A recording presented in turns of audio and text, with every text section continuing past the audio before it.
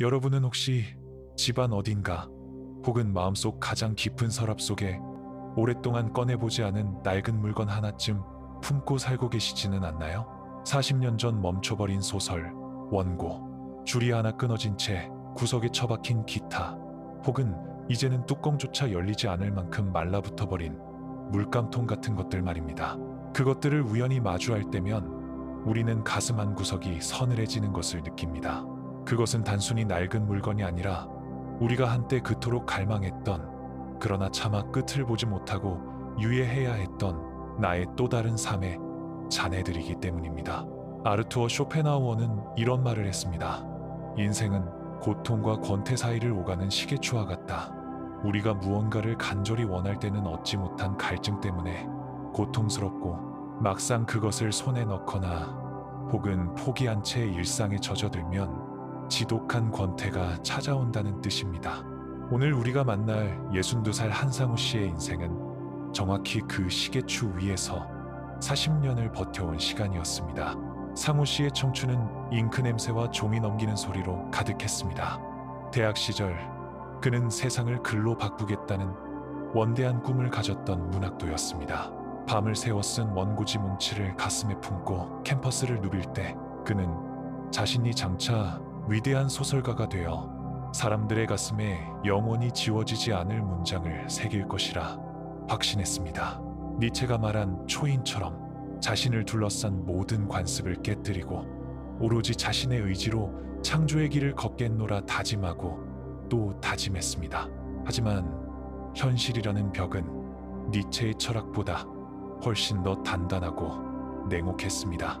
1980년대 후반 격동의 시기를 지나 사회로 첫 발을 내디뎠을 때 그를 기다린 것은 잉크 냄새 나는 원고지가 아니라 숫자가 빽빽한 회계장부였습니다. 결혼과 동시에 찾아온 가장이라는 이름의 무게, 첫 아이가 태어나 우렁찬 울음소리를 내뱉던 날, 상우 씨는 기쁨과 동시에 알 수 없는 공포를 느꼈습니다.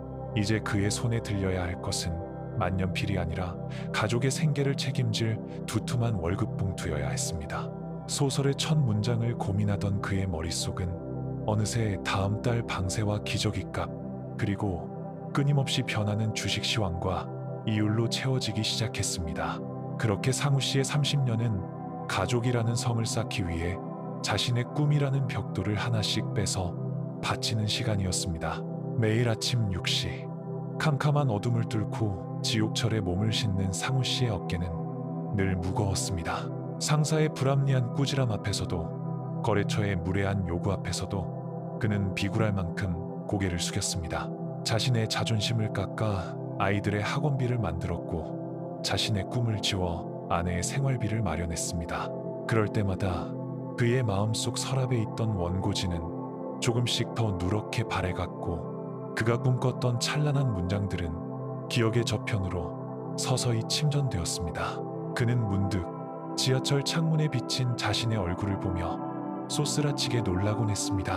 거울 속에는 자신이 그토록 혐오했던, 꿈을 잃고 눈빛이 흐릿해진 평범하고 지루한 노인이 서 있었기 때문입니다. 쇼펜하우어의 말대로 그는 꿈을 이루지 못한 고통과 반복되는 일상의 권태 사이에서 서서히 마모되어 갔습니다.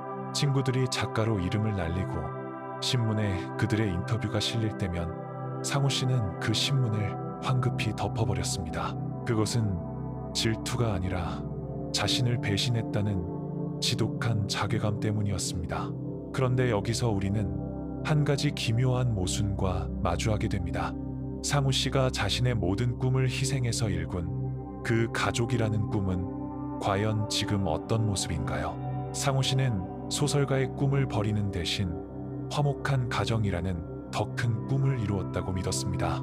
하지만 아이들이 자라고 세상이 눈부시게 빨라진 지금 그의 거실에는 무거운 침묵만이 흐릅니다. 어느 날 저녁이었습니다. 모처럼 온 가족이 한자리에 모였습니다. 상우 씨는 은근히 기대했습니다. 30년 동안 이 순간을 위해 달려왔으니까요. 하지만 식탁의 풍경은 그가 상상했던 것과는 너무나 달랐습니다. 아들은 숟가락을 들면서도 한 손으로는 끊임없이 스마트폰을 넘기고 있었고, 딸은 이어폰을 낀 채 대화에 참여할 생각이 없어 보였습니다. 아내 역시 TV 드라마 속 인물들의 갈등에 눈을 떼지 못했습니다. 찌개 끓는 소리와 수저가 부딪히는 소리만 들리는 정적 속에서 상우 씨는 가슴 한복판이 뻥 뚫리는 기분을 느꼈습니다. 요즘 회사 일은 어떠니? 상우 씨가 어렵게 꺼낸 한마디에 아들은 건조하게 답합니다. 그냥 그래요. 바빠요. 그게 끝이었습니다. 더 이상 질문을 던지는 것은 간섭이 되고 침묵을 지키는 것은 소외가 되는 그 애매한 경계선 위에서 상우 씨는 길을 잃었습니다. 내가 이 정적을 지키기 위해 그 많은 밤을 눈물로 지새웠던가. 내가 이 무관심을 사기 위해 내 젊은 날의 찬란한 문장들을 다 팔아치웠던가. 쇼펜하우어는 이를 고슴도치의 딜레마라고 불렀습니다. 추운 겨울날 추위를 피하기 위해 서로에게 다가가지만 서로의 가시 때문에 상처를 입고 다시 멀어지는 고슴도치들. 우리 가족의 모습이 이와 같지는 않나요? 가장 가깝지만 가장 큰 상처를 주고받는 관계. 서로를 지키기 위해 평생을 바쳤는데 정작 돌아온 것은 각자의 섬에 갇힌 고독뿐이라는 사실이 상우 씨를 가장 아프게 했습니다. 자식들은 이제 부모를 의무의 대상으로 여깁니다. 명절에 찾아오는 것은 숙제와 같고 안부 전화를 하는 것은 일종의 부채 상환처럼 느껴집니다. 그들에게 아버지는 한때 소설가를 꿈꿨던 청년 상우가 아니라 언제든 돈을 인출할 수 있는 통장이거나 집안의 가구 같은 존재일 뿐입니다. 상우 씨는 생각했습니다. 우리는 언제부터 서로의 영혼을 들여다보는 일을 포기하게 된 것일까? 바빠진 현대사회는 우리에게 효율을 강요합니다. 대화보다는 메신저가 빠르고 함께하는 식사보다는 각자의 끼니가 편해진 세상. 우리는 가족을 지키기 위해 돈을 벌지만 정작 그 돈을 버느라 가족과 함께할 시간을 잃어버렸습니다. 가족이라는 꿈을 이루기 위해 개인의 꿈을 포기했는데 이제는 그 가족마저 모래알처럼 흩어지고 있다는 이 지독한 역설. 니체는 말했습니다. 무덤에 누워있는 죽은 자보다 더 슬픈 것은 살아있으면서도 서로의 영혼에 닿지 못하는 자들이다. 상우 씨는 어느 밤 베란다에서 홀로 술잔을 기울이며 거실을 보았습니다. 어둠 속에 잠긴 거실은 마치 깊은 바닷속 같았습니다. 각자의 방문 아래로 새어나오는 작은 빗줄기들이 마치 고립된 섬들처럼 보였습니다. 그는 이제 결심해야 했습니다. 내가 쓴 소설은 미완성으로 남았지만 내 가족이라는 이야기는 여기서 이대로 끝나게 두지 않겠다고 말이죠. 흩어진 가족관계를 회복하기 위해 우리는 니체가 말한 가치 창조의 관점에서 다시 시작해야 합니다. 단순히 미안하다는 말이나 용돈 몇 푼으로 해결될 문제가 아닙니다. 30년 동안 쌓인 소외를 극복하기 위해서는 아주 구체적이고 때로는 고통스러운 실천이 필요합니다. 첫 번째 해결법은 언어의 세안입니다. 니체는 우리는 우리가 쓰는 언어만큼의 세계를 산다고 했습니다. 30년 동안 상우 씨가 가족에게 건넨 말은 대부분 지시와 확인, 그리고 훈계였습니다. 밥 먹었니? 성적은 어떠니? 조심해라. 이런 말들은 가족을 지키는 튼튼한 울타리는 될 수 있어도 영혼과 영혼을 잇는 다리는 되지 못합니다.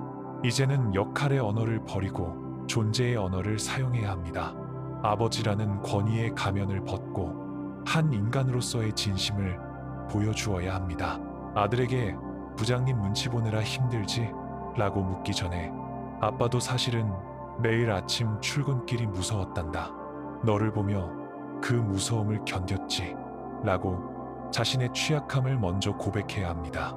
부모의 약점은 자식에게 부끄러운 것이 아니라 비로소 부모를 인간으로 이해하게 만드는 첫 번째 단추가 됩니다. 자신의 상처를 드러내는 것, 그것이 흩어진 가족을 다시 불러 모으는 가장 강력한 신호탄입니다. 두 번째 해결법은 식탁의 재건입니다. 바쁜 사회 속에서 우리가 잃어버린 가장 큰 유산은 함께 밥을 먹으며 흐르는 무의미한 시간입니다. 현대인들은 밥을 먹는 행위조차 효율적으로 처리하려 합니다. 하지만 가족은 효율로 묶이는 집단이 아닙니다. 쇼펜하우어의 고슴도치들이 상처를 입지 않으려면 적절한 거리가 필요하듯 식탁은 그 거리를 유지하면서도 온기를 나눌 수 있는 유일한 공간입니다. 일주일에 단 한 번이라도 스마트폰을 모두 거실 바구니에 담아두고 서로의 눈을 맞추며 밥을 먹는 디지털 금식 시간을 선언하세요. 처음에는 지독하게 어색할 것입니다. 찌개 국물 넘기는 소리만 들리는 그 정적의 불편함을 견뎌내야 합니다. 하지만 그 불편함을 견뎌낼 때 비로소 진심이 흘러나옵니다. 텔레비전을 끄고 스마트폰을 치우고 오로지 서로의 씹는 소리와 숨소리에 집중해 보세요. 그 무의미해 보이는 시간 속에 가족의 진짜 역사가 스며듭니다. 세 번째 해결법은 공동의 서사 만들기입니다. 상우 씨는 어느 날 저녁 가족들을 소집했습니다. 그리고 서랍 깊숙한 곳에서 누렇게 바른 원고지 뭉치를 꺼내 식탁 위에 놓았습니다. 아이들은 당황했습니다. 아버지가 이런 낡은 종이 더미를 소중하게 간직하고 있을 줄은 몰랐기 때문입니다. 상우 씨는 천천히 입을 열었습니다. 얘들아, 이건 아빠가 너희만 할 때 썼던 소설이란다. 아빠는 사실 위대한 소설가가 되고 싶었어. 그런데 너희가 태어나고 아빠는 이 원고지를 덮을 수밖에 없었지. 그땐 그게 슬펐는데 지금 생각해보니 아빠는 원고지 대신 너희라는 책에 내 인생을 썼더구나. 이제 아빠는 이 멈춘 이야기를 다시 써보고 싶다.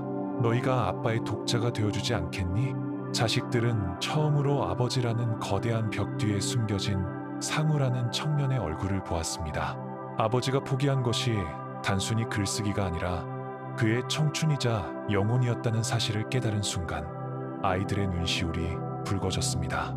부모가 자식에게 자신의 꿈과 좌절을 공유할 때 자식들은 부모를 의무의 대상이 아닌 인생의 선배이자 동료로 인식하기 시작합니다. 함께 낡은 앨범을 보고 부모님이 젊은 시절 데이트하던 장소를 방문하며 우리 가족만이 공유하는 작은 역사를 다시 기록해 보세요. 가족은 피로 맺어진 집단이 아니라 함께 공유한 이야기로 완성되는 집단입니다. 니체는 인생을 세 단계의 변화로 설명했습니다. 처음에는 시키는 대로 무거운 짐을 지고 사막을 걷는 낙타의 단계, 다음은 자신의 자유를 위해 싸우는 사자의 단계, 그리고 마지막은 과거의 모든 상처를 잊고 현재를 유희하는 아이의 단계입니다. 상우 씨는 지난 30년간 훌륭한 낙타였습니다. 그는 누구보다 무거운 짐을 지고 뜨거운 사막을 건너왔습니다. 하지만 이제 그는 사자가 되어 흩어진 가족을 불러 모아야 합니다. 나는 내 가족을 지키기 위해 내 꿈을 포기했지만 이제는 그 가족과 함께 새로운 꿈을 꾸겠다 라고 포효해야 합니다. 현대사회가 우리를 파편화시킨다면 우리는 의도적으로 불편한 결합을 선택해야 합니다. 편한 것은 각자의 방에 있는 것이지만 옳은 것은 거실로 나와 서로의 서먹함을 마주하는 것입니다. 니체의 아모르 파티, 자신의 운명을 사랑하라는 말은 지금 내 곁에 있는 가시돋친 고슴도치 같은 내 가족을 있는 그대로 사랑하라는 뜻이기도 합니다. 그들이 나의 기대치에 미치지 못하더라도, 그들이 나를 외면하더라도 내가 먼저 손을 내미는 그 의지 자체가 우리를 고통 속에서 구원합니다. 상우 씨는 이제 다시 소설을 씁니다. 이번에는 골방이 아니라 거실 식탁에 섰습니다. 아내에게 문장을 읽어주고 아들에게 요즘 젊은 사람들의 말투를 묻습니다. 딸아이에게는 소설 속 여주인공의 심리를 상담합니다. 미완성으로 남았던 그의 꿈은 흩어졌던 가족들이 모여 각자의 문장을 보태면서 비로소 가족이라는 이름의 대하소설로 완성되어 가고 있습니다. 가족은 완성된 결과물이 아닙니다. 매일매일 서로의 가시를 확인하고 그럼에도 불구하고 온기를 나누기 위해 다가가는 끊임없는 과정입니다. 바빠진 세상 속에서 우리가 일궈낸 가족이라는 기적을 효율이라는 이름으로 낭비하지 마세요. 이 영상을 보고 계신 당신께 묻고 싶습니다. 당신의 가족이라는 식탁은 오늘 안녕한가요? 혹시 꿈을 위해 가족을 희생했거나 가족을 위해 꿈을 희생한 뒤 양쪽 모두를 잃어버린 기분으로 텅 빈 거실을 지키고 계시지는 않나요? 나중은 없습니다. 지금 방문을 여세요. 거실로 나가세요. 스마트폰을 내려놓고 아이의 눈을 가만히 들여다보세요. 그리고 용기 내어 말하세요. 미안하다. 내가 너무 앞만 보고 달렸구나. 이제 우리 같이 좀 걷자. 아빠가 옛날에 어떤 꿈을 꿨는지 들어보지 않으련? 그 한마디가 니체가 말한 영원 회귀의 지옥에서 당신의 가족을 구해낼 것입니다. 그동안 정말 고생 많으셨습니다. 홀로 짐을 지고 사막을 건너온 당신의 낙타 같은 시간들을 온 마음을 다해 존경합니다. 이제 그 짐을 내려놓고 가족들과 함께 시원한 오아시스에 앉아 서로의 상처를 닦아주세요. 이루지 못한 꿈은 실패가 아닙니다. 그 꿈이 있었기에 당신은 오늘 여기까지 올 수 있었고, 이제 그 꿈은 가족이라는 더 큰 품 안에서 다시 피어날 준비를 마쳤습니다. 나이가 들수록 우리는 더 많이 표현하고 더 낮게 다가가야 합니다. 권위라는 가시를 깎아내고 사랑이라는 온기만 남기세요. 당신의 이름 석자가 누군가의 부모라는 무게에 눌리지 않고 오로지 나로서, 그리고 우리의 일원으로서 찬란하게 빛나길 바랍니다. 흩어진 가족을 다시 묶는 것은 큰 이벤트가 아닙니다. 오늘 저녁 식탁에서 스마트폰을 치우는 작은 결단, 아내의 거친 손을 말없이 잡아주는 따뜻함, 아들의 어깨를 툭 치며 고생 많다고 건네는 진심 어린 한마디, 그 사소한 것들이 모여 무너진 성벽을 재건합니다. 니체는 말했습니다. 당신이 걸어온 그 길에 당신 말고는 그 누구도 놓을 수 없는 다리가 있다. 당신이 가족을 위해 포기했던 그 꿈들이 사실은 그 다리를 만드는 재료였습니다. 이제 그 다리를 건너 가족에게 가세요. 그들이 기다리고 있습니다. 비록 가시돋친 모습일지라도 그 속살은 누구보다 당신의 온기를 갈구하고 있습니다. 다시 찬란하게 당신의 미완성된 꿈과 흩어진 가족이 비로소 하나로 어우러지는 그 위대한 기적을 우리는 응원하겠습니다. 당신의 인생 산막은 결코 혼자가 아닙니다. 당신 곁에는 당신이 평생을 바쳐 일군 가장 소중한 관객들이 있습니다. 그들과 함께 당신만의 마지막 장을 멋지게 장식하십시오. 당신은 여전히 충분히 아름답고 앞으로는 더욱 찬란할 것입니다. 평안한 밤 되십시오. 그리고 내일 아침 거울 속의 자신에게, 그리고 당신 곁의 가족에게 가장 환한 미소를 선물하세요. 당신의 미소가 곧 가족의 봄입니다. 오늘의 이야기가 당신의 마음에 닿았기를 바랍니다. 구독과 좋아요를 눌러 앞으로도 꾸준히 전해질 저희의 이야기를 기다려주세요. 비슷한 사연이나 마음의 이야기들도 댓글로 함께 나누어 주시면 좋겠습니다. 다시 찬란하게 오늘도 평안한 밤 되십시오.